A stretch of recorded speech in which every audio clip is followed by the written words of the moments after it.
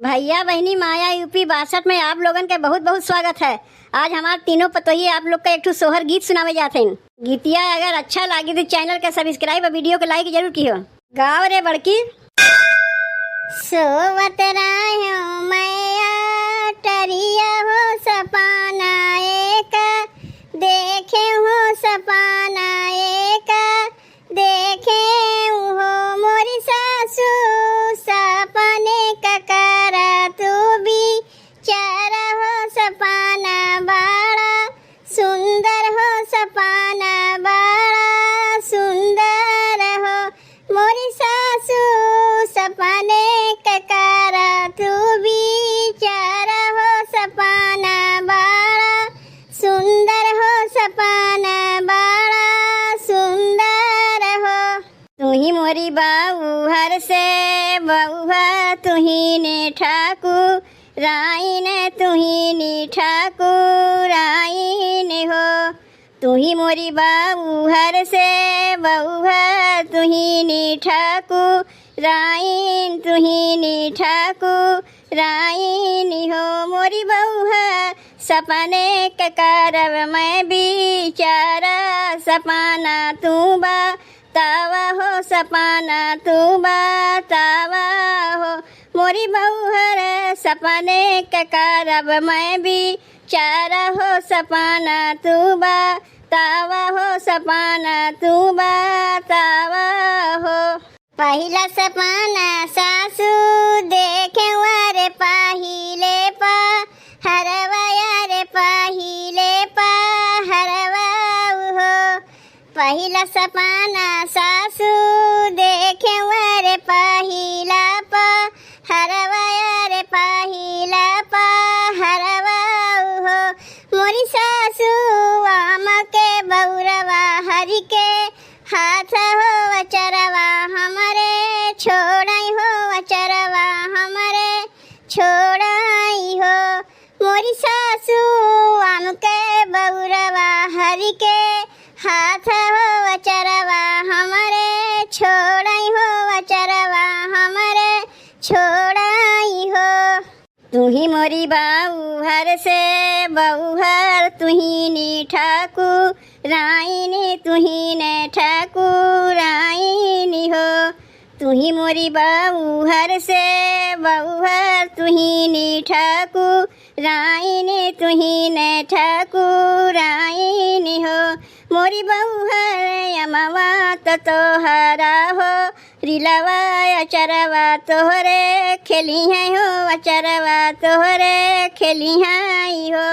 मोरी बहुहर यमवा तोहरा हो रिलवा हो अचरवा तोहरे खेली है हो अचरवा तोहरे खेली है हो।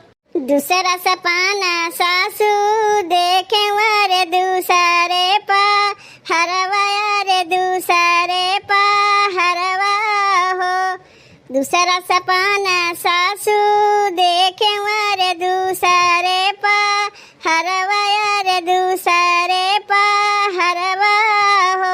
मोरी सासू दहिया कटोरिया हरि के हाथ हो वचरवा हमारे छिड़काई हो वचरवा हमारे छिड़काई हो। मोरी सासू दहिया कटोरिया हरि के हाथ हो वचरवा हमारे छिड़काई हो वचरवा हमारे छिड़काई हो। तू ही मोरी बाऊ हर से बहुआ तू ही तो मोरी दुलारी तू ही तो मोरी दुलारी हो। तू ही मोरी बाऊ हर से बहुआ तू ही तो मोरी दुलारी तू ही तो मोरी दुलारी हो। मोरी बहुहर दहिया तो आमारी धारा सपना शुभ होता हो सपना शुभ होता हो। मोरी बहुहर दहिया तो मेरी धारा सपना शुभ होता हो सपना शुभ होता ही हो। तीसरा सपना सासू देखे रे तीसरा पा हरवा रे तीसरा पा हरवा तीसरा सपना सासू देखे वर तीसरा पहरवा रे तीसरा पहरवा हो।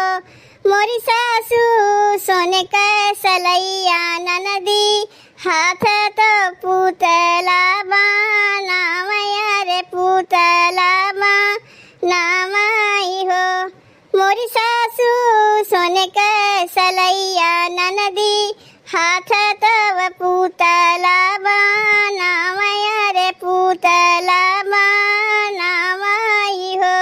सुना मोरी बहुहर से बहुहर रे पिया कै पियारी रे पिया कै पियारी हो। सुना मोरी बहुहर से बहुहर रे पिया कै पियारी रे पिया कै पियारी हो। मोरी बहुहर ननद हाइन देवी जी के रूप तो पुतला बनावया रे होरी लाबा नामाई हो। मोरी बहुहर ननद हाइन देवी जी के रूप तो पुतला बनावया रे होरी लाबा नामाई हो। अपने सजाना कै पियारी रे बाबा कै दुलारी रे बाबा कै दुलारी हो। अपने सजाना कै पियारी रे बाबा कै दुलारी रे बाबा कै दुलारी हो। मोरी सासू हुई है जब हमारे हो रिलवा हो पियरिया पही रही हो पियरिया पही रही हो। मोरी सासू हुई है जब हमारे हो रिलवा हो पियरिया पही रही हो पियरिया पही रही हो।